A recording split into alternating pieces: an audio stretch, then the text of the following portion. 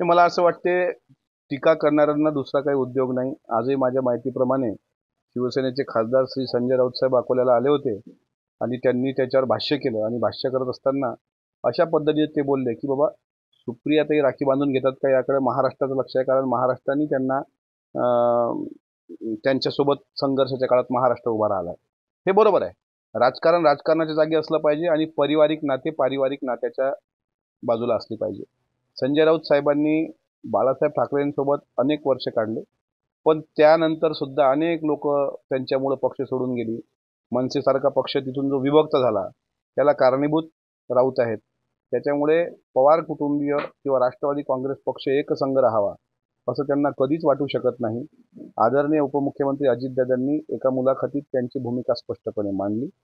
त्याच्यानंतर सुप्रियाताईंना प्रश्न विचारल्यानंतर त्यांनी पण त्याच्यावर जे पाहिजे तसं उत्तर दिलं. आणि शेवटी राजकारण हा वेगळा विषय असतो, पारिवारिक विषय वेगळा असतो. परिवार म्हणून राष्ट्रवादी काँग्रेस पक्षाची पवार परिवार जे दरवर्षी सण साजरे करतात, मग तो पोळा असेल, भाऊबीज असेल, पाडवा असेल, दिवाळ सण असेल, त्याच्यानंतर आपला रक्षाबंधन असेल, यामध्ये जर ते एकत्र येत असतील तर राऊत साहेबांच्या पोटाला पोट सोडण्याची गरज नाही. त्याच्यामुळे ज्या पद्धतीने त्यांनी शिवसेना फोडली तशाच पद्धतीने त्यांनी राष्ट्रवादीसारख्या चांगल्या पक्षाचंही वाटोळं महाराष्ट्रात केलेलं आहे. पवार कुटुंबीय जर परत एकत्र येत असतील तर काय कार्यकर्त्यांच्या भावना आहे? निश्चितच आनंद होईल प्रत्येकाला. पवार परिवाराने या महाराष्ट्राला एक वेगळी दिशा, वेगळा संस्कार दिलाय. सत्यशोधकी वारसा असलेल्या शारदामाईच्या मुशीत सर्व तयार झालेले आहेत. त्याच्यामुळे जर सणाच्या निमित्तानं सगळे एकत्र येत असतील तर याचा आनंद प्रत्येक सज्जन माणसाला होणार. आणि ज्याच्या मनात विषच भरलेला आहे त्याला कधीच वाटणार नाही की कुटुंब एकत्र आलं पाहिजे. संजय राऊत आता कोण्या कॅटेगरीत बसतात हे तुम्ही बघितलं पाहिजे. त्याच्यामुळे ते जे काही बोलले त्यांना कधीच वाटत नाही की परिवार एकत्र आला पाहिजे. मध्यंतरी संघाच्या मुख्यपत्र देवेंद्र फडणवीस अजितदादांमुळे लोकसभेत तोटा झाल्याचं म्हटलं आहे.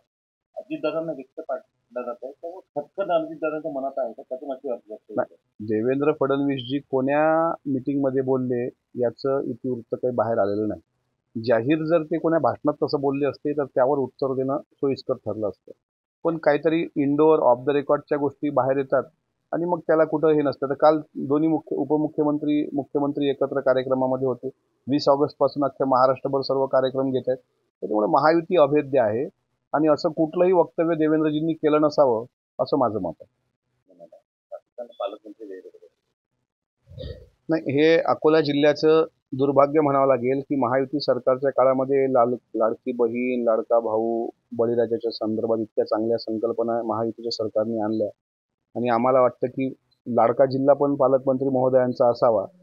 मागं बच्चू कडू पालकमंत्री होते त्यावेळेसच 15 ऑगस्ट 26 जानेवारीला ध्वजारोहण पालकमंत्र्यांच्या हस्ते व्हायचं. पण मागच्या DPCच्या बैठकीत सुद्धा पालकमंत्री ऑनलाईन उपस्थित होते आणि तेही आम्ही समजू शकतो. पण निदान देशाचा स्वतंत्रता दिवस आणि जिल्ह्याचे पालकमंत्री असताना त्यांनी अकोल्यात येणं हे अकोलेकरांची भावना आहे. मात्र ते उद्या उपस्थित राहत नाहीत. याचा अर्थ आमचा जिल्हा सावत्र आहे का हे एकदा विखे पाटील साहेबांनी सांगावं. आणि या जिल्ह्यामधला जो महत्त्वाचा प्रश्न आहे तो आता जिल्हा नियोजनचा जो निधी आहे तो अजून वळता झालेला नाही. जिल्हा नियोजन अधिकारी कुठलंही समाधानकारक उत्तरं देत नाहीत. त्याच्यामुळे अशा प्रकारे आज जिल्ह्याचं चित्र आहे आणि पालकमंत्री महोदयांना वेळ नसेल तर मला असं वाटते महाराष्ट्राच्या पूर्ण जिल्ह्यांमध्ये जेवढे काही जिल्हे आहेत राज्यामध्ये त्यातला सर्वात करंटा जिल्हा आमचा अकोला आहे. याचं कारण पालकमंत्र्यांना आमच्या जिल्ह्याकडे लक्ष द्यायला वेळ नाही. देश विदेशातील प्रत्येक घडामोडींचे लाईव्ह अपडेट मिळवण्यासाठी आता साम टीव्हीच्या सर्व सोशल मीडिया प्लॅटफॉर्मला लाईक, फॉलो आणि सबस्क्राईब करा. तसंच सर्व नोटिफिकेशनसाठी बेल आयकॉन प्रेस करायला विसरू नका.